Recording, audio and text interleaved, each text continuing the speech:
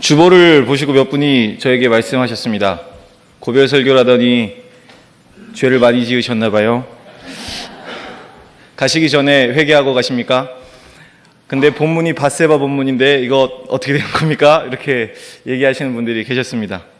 혹시 그런 내용이 아니어서 실망하시는 분들이 계실지는 모르겠습니다만 오늘도 이 저녁에 우리를 찾아오셔서 말씀하시는 하나님으로 인해 많은 은혜 받으시는 저와 여러분 되기를 소원합니다. 언약은 주로 동등한 두 파트너 사이에 상호 헌신을 맹세하는 것입니다. 우리는 하나님과 동등한 위치가 될 수 없음에도 불구하고 하나님께서는 우리만큼 낮아지셔서 우리를 언약의 파트너로 삼으셨습니다. 그리고 그 언약 속에서 하나님께서는 하나님의 백성들과 관계하시고 교제하십니다. 자주 말씀드린 것처럼 사무엘 상부터 열왕기 하까지의 주인공은 다윗입니다. 이 네 권의 시리즈에는 다윗을 중심으로 이야기가 전개되고 있습니다. 특별히 사무엘 하 7장에는 하나님께서 다윗과 맺으신 언약이 등장합니다. 우리는 그것을 다윗의 이름을 따 다윗 언약이라고 부릅니다. 하나님의 대리 통치자로서 기름 부음 받은 왕 다윗과 맺으신 하나님의 언약의 내용을 일부분 살펴보면 이렇습니다. 사무엘하 7장 12절에서 13절입니다. 내 수완이 차서 내 조상들과 함께 누울 때에 내가 내 몸에서 날 내 씨를 내 뒤에 세워 그의 나라를 견고하게 하리라. 그는 내 이름을 위하여 집을 건축할 것이요 나는 그의 나라 왕위를 영원히 견고하게 하리라. 16절에 다시 한번 말씀하십니다. 내 집과 내 나라가 내 앞에서 영원히 보존되고 내 왕위가 영원히 견고하리라. 하나님께서는 영원한 왕권과 다윗의 계보에 관한 것을 선언하고 또 그 계보를 중심으로 한 이스라엘의 통치에 대해서 선언하고 계십니다. 바로 이 사무엘하 7장이 이 네 시리즈 중에서 특별히 다윗의 이야기 중에서 클라이막스에 해당하는 부분이라 할 수 있습니다. 이제 다윗은 율법에 따라 하나님 나라의 왕으로서 하나님의 대리 통치자로서 언약에 충실한 모습으로 이스라엘을 다스리게 될 것입니다. 그것이 언약의 파트너로서 보여주어야 할 하나님과의 관계 안에 있는 하나님의 백성, 또 하나님의 대리 통치자에 마땅한 모습입니다. 신명기 17장에 보면 하나님께서 원하시는 왕의 모습이 등장합니다. 특별히 16절에서 20절의 말씀을 보면 하나님 나라의 왕은 하나님만을 의지하고 하나님 말씀을 지켜 행하며 특별히 하나님 말씀을 수호해야 한다라고 말씀하고 있습니다. 하나님 나라의 진정한 왕은 자기 자신이 아니라 하나님 한 분뿐이라는 사실을 인정해야 한다라는 말입니다. 다윗은 실제로 그렇게 행하였습니다. 하나님께서는 다윗에게 승리를 주셨고 다윗은 어디로 가든지 항상 승리하였습니다. 하나님께서 그를 그렇게 도우셨습니다. 사무엘하 8장 6절과 14절에는 반복해서 이렇게 말합니다. 다윗이 어디로 가든지 여호와께서 이기게 하시니라. 우리가 알고 있는 모든 동화는 마지막에 그렇게 왕자님과 공주님은 영원히 행복하게 살았습니다 라고 끝이 납니다. 그러나 현실은 다르지요. 다윗의 이야기도 그렇습니다. 클라이막스를 찍은 사무엘하 7장을 넘어서면 다윗의 인간적인 모습을 우리가 발견하게 됩니다. 영원한 왕권이 선언되었지만 바로 이어지는 다윗의 이야기를 보면 다윗의 연약함을 우리가 발견하게 됩니다. 사람은 모두 연약합니다. 특별히 시대와 문화를 초월할 수 없기 때문에 우리가 한 문화와 시대 속에 살아야 하는 존재이기 때문에 특별히 더 연약합니다. 다윗도 그러하였습니다. 이웃나라 왕들과 구별되어야 하고 또 구별되었던 그였지만 그 역시도 연약한 모습을 보여줍니다. 오늘 본문은 우리가 잘 알고 있는 밧세바 사건을 다루고 있습니다. 본문의 바로 앞인 10장과 11장의 내용을 보면 이 사건의 배경이 어떠했는지 정보를 알 수 있습니다. 다윗은 암몬의 왕이 바뀐 것을 듣고 이전과 같이 친하게 지내기 위하여서 사신들을 보냅니다. 암몬의 신하들은 다윗이 보낸 신하들을 보며 의심하기 시작합니다.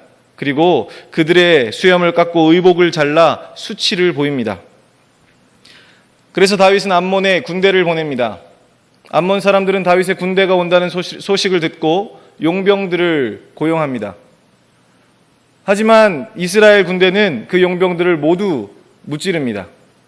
그리고 암몬 왕이 살고 있는 랍바를 포위하기에 이릅니다. 하나님의 은혜로 다윗의 군대가 전쟁에서 승리하기 직전입니다. 그런데 바로 그때 이스라엘에서는, 특히 예루살렘 왕궁에서는 다윗이 밧세바를 데려와 동침하는 일이 벌어집니다. 밧세바가 임신했다는 소식을 들은 다윗은 하루빨리 밧세바의 남편인 우리아를 데려오려고 합니다. 우리아를 전장에서 불러들인 다윗은 그로부터 암몬 왕성에서 벌어지고 있는 전쟁의 상황을 듣습니다. 그리고 나서 자연스럽게 자기 집으로 돌아갈 것이라고 생각했던 우리아는 집으로 돌아가지 않습니다. 그리고 자신의 부하들과 함께 야영을 합니다. 술에 취하면 집에 들어갈 줄 알고 그 다음 날은 다윗이 우리아를 불러 술을 마시게 합니다. 그러나 술에 취해도 그는 집으로 가지 않습니다. 이때 다윗이 이 문제를 해결하기 위한 방법으로 찾은 것이 우리아를 죽이는 것입니다. 최전방으로 몰아넣어서 사지에 몰아넣어 죽게끔 만듭니다. 그런데 이것이 문제가 되는 행동입니까? 전혀 문제가 되지 않습니다. 고대 왕권은 절대적이었습니다. 왕을 원하던 이스라엘 백성들이 사무엘에게 갔을 때 사무엘이 했던 말을 살펴보면 우리는 그 시대의 왕이 어떤 존재인지 쉽게 알 수 있습니다. 사무엘하 8장에 보면 사무엘은 이렇게 이야기합니다. 당신들이 원하는 왕을 세우면 백성들의 아들들을 데려다가 자신의 말과 수레를 끌게 할 것이요, 자기를 위해 농사를 짓게 하고 무기도 만들게 할 것이요, 딸들은 향료를 만들게 하고 음식을 만들게 하고 가장 좋은 것은 자기 신하들에게만 줄 것이요, 백성들이 부르짖는 소리는 전혀 듣지 않을 것이요. 그것이 고대의 일반적인 왕의 모습이었습니다. 그러나 이스라엘 사람들은 그런 왕을 원했습니다. 강력한 군사력을 멀리 있는 하나님보다 더 가깝게 생각했습니다. 그리고 더 큰 힘으로 세계를 제패하는 왕을 꿈꿨습니다. 그렇게 되면 자신의 나라들이 더 부강해질 거라고 생각했던 것입니다. 권력은 왕에게 있었고 왕은 하고 싶은 것을 다 할 수 있었습니다. 그런데 여기 승승장구하는 한 왕이 있습니다. 막강한 군사력으로 주위 나라들을 모두 점령해 나갑니다. 최근에 까불던 암몬 왕도 조만간이면 혼쭐 날 지경에 처했습니다. 그런 멋지고 강력한 왕이 그저 소유물보다 조금 나았던 당시의 여자를 데려온 것이 뭐가 그렇게 문제가 되겠습니까? 자기 병사를 자기가 그냥 싸움에 나가서 죽게 한 것이 크게 문제가 되겠습니까? 이 정도는 주위를 둘러보아도 일반적인 당시의 왕들의 모습보다는 훨씬 나은 상태였을 것입니다. 남들도 다 그렇게 살았습니다. 게다가 다윗은 그전에는 아주 현명하고 지혜롭고 자비로운 상태로 살았지 않습니까? 그런데 지금 이거 한 번 하는 것이 그렇게 다윗에게 문제가 되겠습니까? 모든 일은 순조롭게 진행되었습니다. 우리아는 죽었고 마음에 드는 그 여자를 아내로 드리는 것은 아무 문제가 없었습니다. 다윗이 밧세바를 데리고 오자 사람들은 조국을 위해 싸우다 전사한 장수를 돌보는, 그 장수의 가족들을 책임져주는 아주 충실하고 사랑이 넘치는 왕으로 칭송했을지도 모릅니다. 그런 왕의 결단을 보고 장수들과 군인들은 더욱더 열심히 나라를 위해 싸워야겠다고 다짐했을지도 모릅니다. 군대의 사기는 올라 전장의 분위기가 완전히 뒤바뀌고 다른 나라 군인들도 사기가 꺾였을지도 모르겠습니다. 그렇게 다윗은 더 큰 칭송을 들었을지도 모르겠습니다. 다윗의 이런 모습이 문제가 되는 이유는 무엇입니까? 다윗은 그냥 나라의 왕이 아니기 때문입니다. 다윗은 하나님 나라의 왕이기 때문입니다. 그가 가진 권력은 하나님께서 주셨고 하나님 나라 백성들을 다스리기 위하여서 주신 것이기 때문입니다. 그는 하나님이 주신 권력을 가지고 하나님 나라의 백성들을 사랑하고 그는 여호와의 종으로서 충성해야 했습니다. 그런데 그는 하나님께서 주신 그 권력을 자기가 원하는 대로 사용했습니다. 자기의 욕심을 위해 사용했습니다. 자신이 받은 힘을 남용하였습니다. 그리고 백성의 소유를 빼앗고 목숨을 빼앗고 아내를 빼앗았습니다. 하나님과 맺은 언약이 파기된 것입니다. 하나님 나라의 복을 누리기 위해서 하나님 나라의 법을 지켜야 하며 하나님 말씀을 수호해야 하며 하나님의 사랑으로 백성들을 돌보아야 할 그 왕이, 하나님만을 진정으로 의지해야 하는 그 왕이 그 책임을 깨뜨린 것입니다. 그런데 참 재미있는 사실이 여기 있습니다. 다윗이 밧세바를 통하여 낳은 아들이 솔로몬이라는 점입니다. 심지어 그에게 하나님께서 이름을 붙여주시는데 그 이름이 여디디야입니다. 여호와께서 사랑하시는 자라는 뜻입니다. 제가 하나님이라면 이스라엘의 왕을 당장이라도 갈아치워버릴 것 같습니다. 그런데 하나님께서는 손을 내미시고 은혜를 베푸십니다. 다윗이 언약을 깨뜨렸음에도 하나님은 다윗의 왕위의 대가 견고하도록 세워가십니다. 그리고 솔로몬을 주시고 그에게 나의 사랑이 아직도 있다라고 선언하시면서 그 하나님께서 다윗과 맺으신 언약이 지속될 것이라고 말씀하십니다. 하나님께서 사랑하시는 아들 솔로몬을 주시면서 말입니다.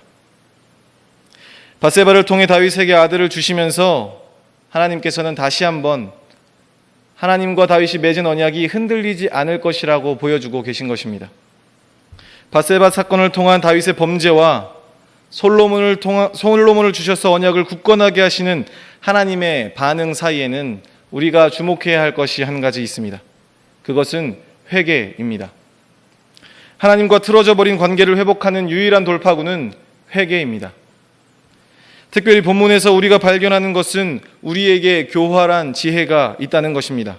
그리고 그것을 부수기 위해서는 우리가 말씀을 직면해야 한다는 사실을 우리가 배울 수 있습니다. 우리 모두는 알게 모르게 적게든 많게든 자신을 사랑하고 있습니다.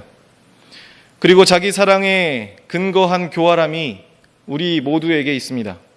하나님에 대해서도 하나님의 말씀에 대해서도 모든 인간은 교활합니다. 심지어 가장 어리석은 사람이라 할지라도 이 교활함에 있어서는 세상 그 누구보다 지혜롭습니다. 자기를 사랑하는 우리는 말씀에 대해 우리 자신을 보호합니다.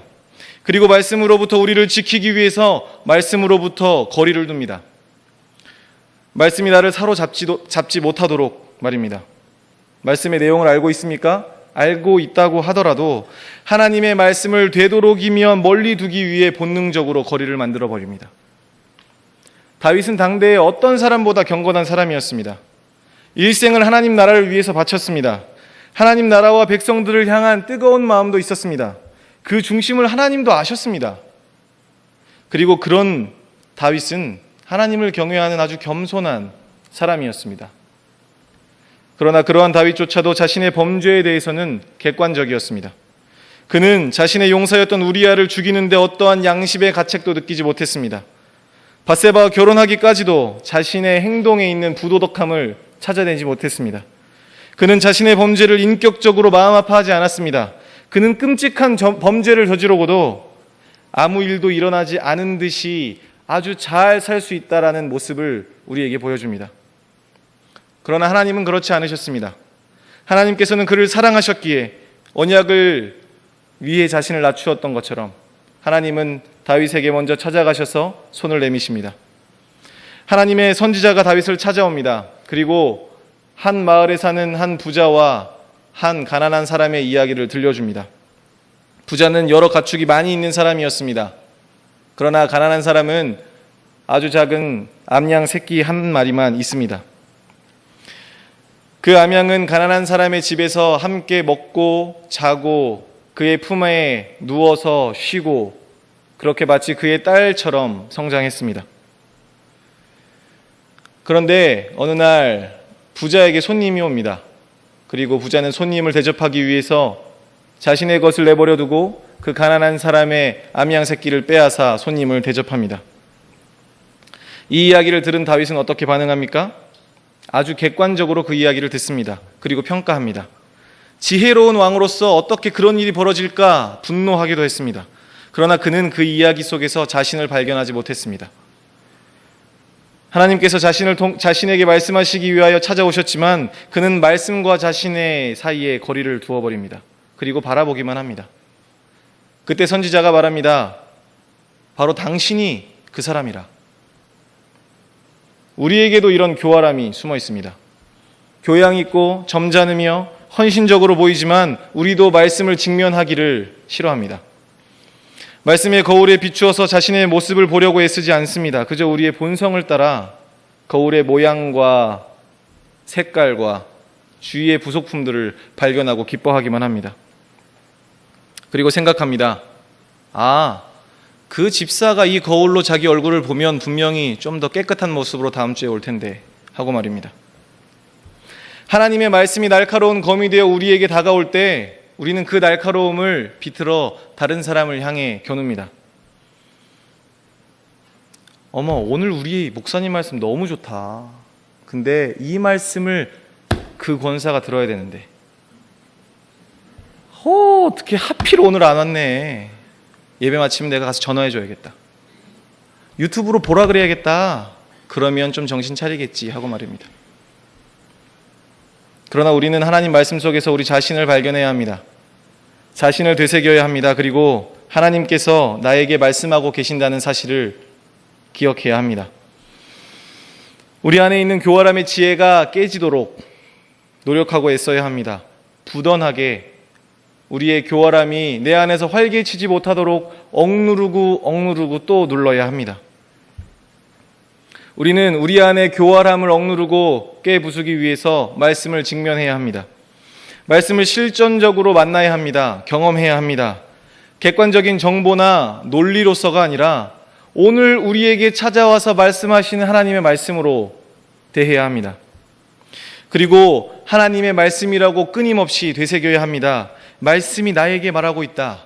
하나님이 오늘 말씀을 통하여 나에게 찾아오신다라고 말입니다. 하나님께서 우리에게 말씀하실 때 우리는 세 가지를 발견합니다. 먼저 말씀을 직면할 때 우리는 우리 죄를 발견합니다. 다윗은 당신이 바로 그 사람이라 라는 말을 듣기 전까지 자신의 죄를 정당화하기 위한 많은 도구를 가지고 있었습니다. 시대적으로 왕이 범하지 않아야 할 죄도 아니었습니다. 그렇게 크지도 않았고요. 충분한 권력도 있었습니다. 심지어 밧세바를 데리고 온 일로 추앙을 받기까지 한다면 이것을 회개할 필요가 무엇이 있겠습니까? 그는 그가 가진 도구들을 활용하여 자신과 자신의 죄를 분리시켜 나갔습니다. 그러나 당신이 바로 그 사람입니다 라고 선지자 나단이 말했을 때 다윗은 자신의 죄를 직면하게 됩니다. 자신의 추악함을 발견했습니다. 그리고 자신의 죄를 지적하고 들추어내는 볼품없는 선지자를 죽여 완전 범죄를 하려고 하지 않습니다. 왜냐하면 하나님 앞에 죽은 자와 같이 있는 자신을 발견했기 때문입니다. 이때 다윗이 부른 노래가 시편 51편입니다. 시편 51편에서 다윗은 나는 내 죄과를 아오니 내 죄가 항상 내 앞에 있나이다. 주의 목전에 악을 행하였사오니 라고 부르짖으며 자신의 죄를 깨닫게 되었음을 표현하고 회개하며 기도합니다. 말씀이 선포될 때 그것이 나에게 하시는 하나님의 말씀이라는 것을 알고 그 말씀을 직면할 때 우리는 우리의 죄악을 발견하게 됩니다. 두 번째로 말씀을 직면할 때 우리는 하나님을 알게 됩니다. 우리 자신을 아는 것과 하나님을 아는 지식은 별개가 아닙니다.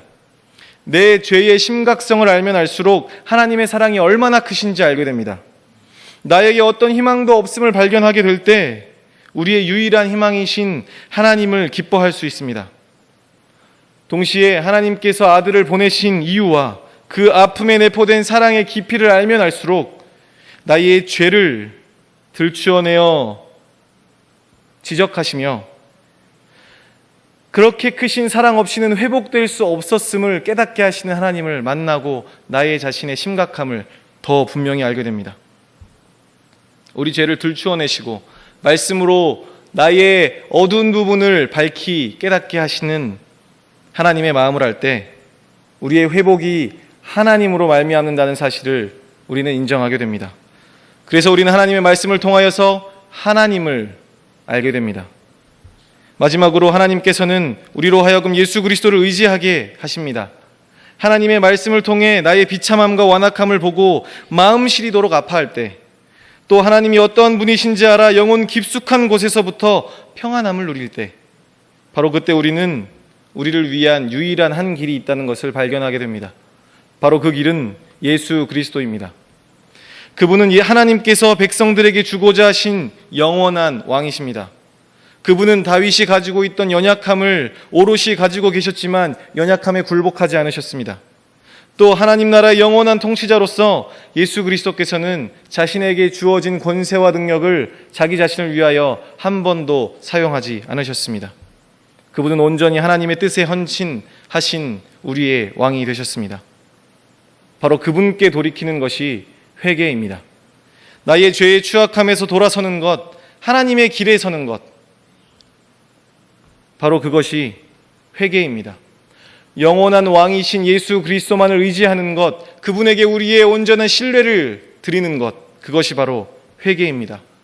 단순히 한번 눈물을 흘리고 기도하는 것이 회개가 아닙니다. 회개는 우리 삶이 치열하게 변화하는 것을 말합니다. 그렇기에 회개는 복음입니다. 언약의 파트너로 초청하신 하나님을 배신하고 교활함으로 그 사실을 외면하려 하였던 우리에게 살 수 있는 방법이 있다는 것을 알려주는 것이기 때문입니다. 내가 해결할 수 없는 나의 추악함을 해결할 수 있는 방법, 나의 죄의 무게를 내려놓을 수 있는 유일한 방법, 그것이 바로 회개이기 때문입니다. 우리가 깨뜨린 언약을 예수 그리스도께서 다시 회복시키셨기에 우리가 다시 한번 자유롭게 하나님 앞에 나아갈 수 있다는 것, 그 방법이 회개라는 사실을 우리가 알 때 우리는 기뻐할 수 있습니다. 안타깝게도 우리는 죄를 죄라고 말할 수 없는 시대를 살고 있습니다. 사람들이 자기를 너무 사랑해서일 수도 있고 이 세상에 죄 없는 사람이 아무도 없어서일 수도 있겠습니다. 그러나 여전히 오늘날 지구 곳곳에서는 회개를 요청하는 소리가 울려 퍼집니다. 그 옛날 고대 문명의 중심지 한가운데에서도 하나님께서는 자기 사람을 세우셔서 회개를 향한 촉구를 하셨습니다. 하나님께서는 각 시대마다 필요를 따라 하나님의 말씀이 선포되게 하셨습니다. 다윗에게도 당신이 그 사람이라 라고 말했던 나단 선지자가 있었던 것처럼 오늘날 우리에게도 우리에게 있는 교활함, 우리에게 있는 객관성을 깨뜨릴 바깥으로부터의 도움이 필요합니다. 에베소서 4장에는 예수 그리스도께서 하늘로 올라가시며 교회에게 주신 선물을 이야기하고 있습니다. 그것은 바로 말씀의 사역자입니다. 말씀의 사역자를 통해 하나님은 오늘도 우리에게 말씀하십니다.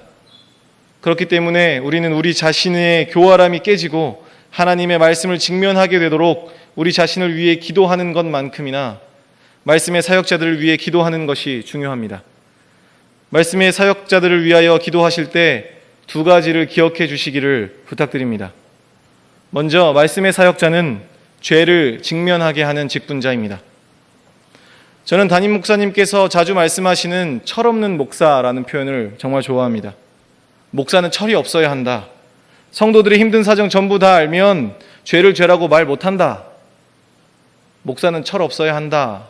라는 그 말, 지난 주일에도 들으며 얼마나 마음속으로 기뻐하고 찔려했는지 모릅니다. 제가 아는 한 선배 목사님이 평소에 아주 존경하던 목사님이 계신 교회에서 사역하게 되었다고 합니다.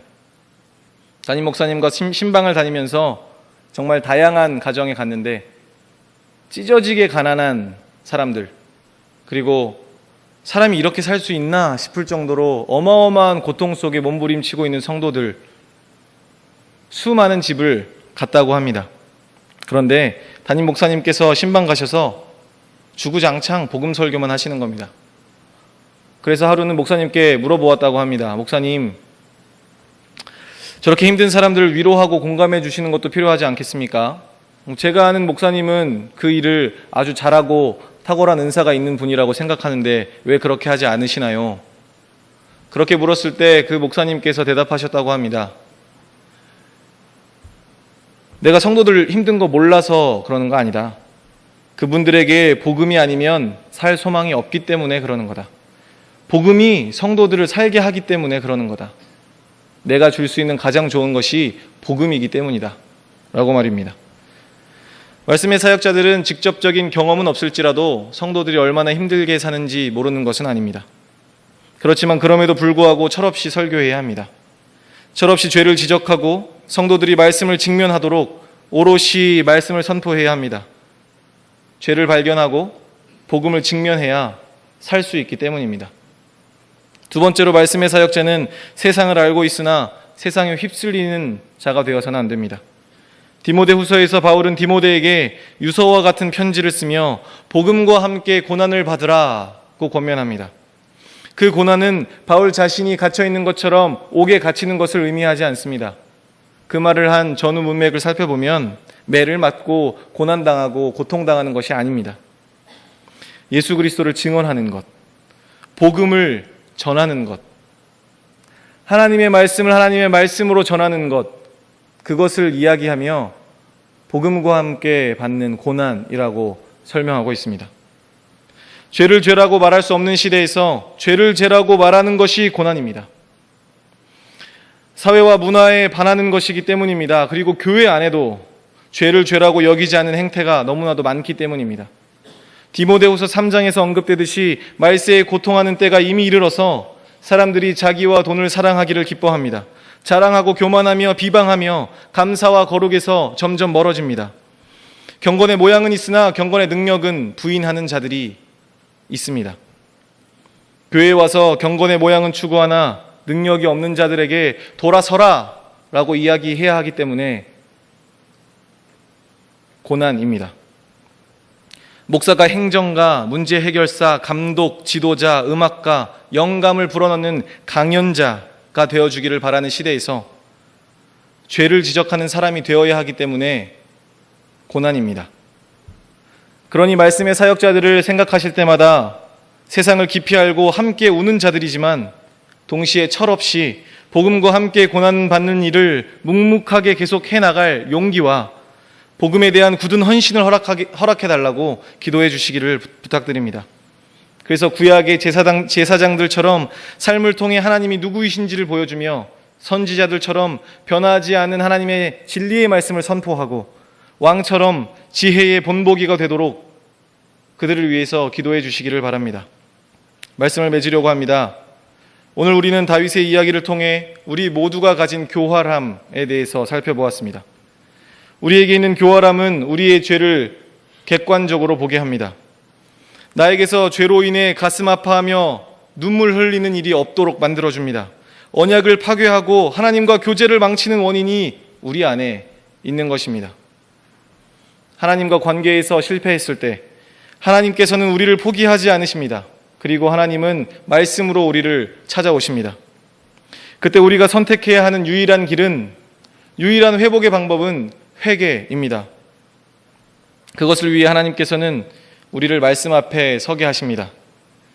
그리고 우리는 그 말씀을 통해 우리의 죄를 발견합니다.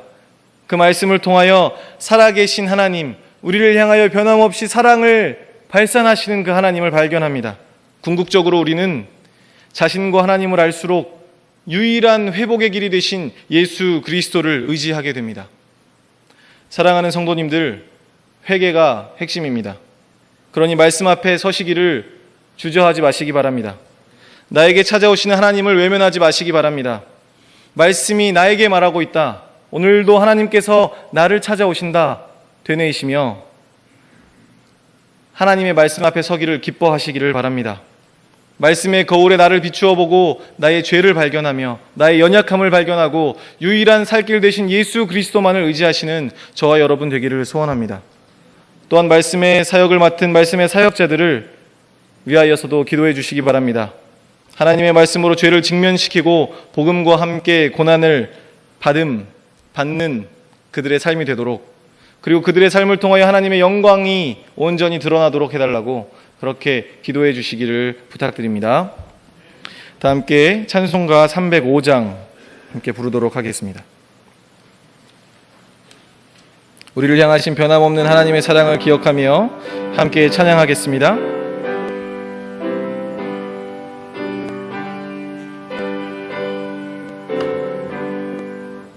나 같은 죄인 살리신 주 은혜 놀라워 잃었던 생명 찾았고 광명을 얻었네. 큰 죄악에서 건지신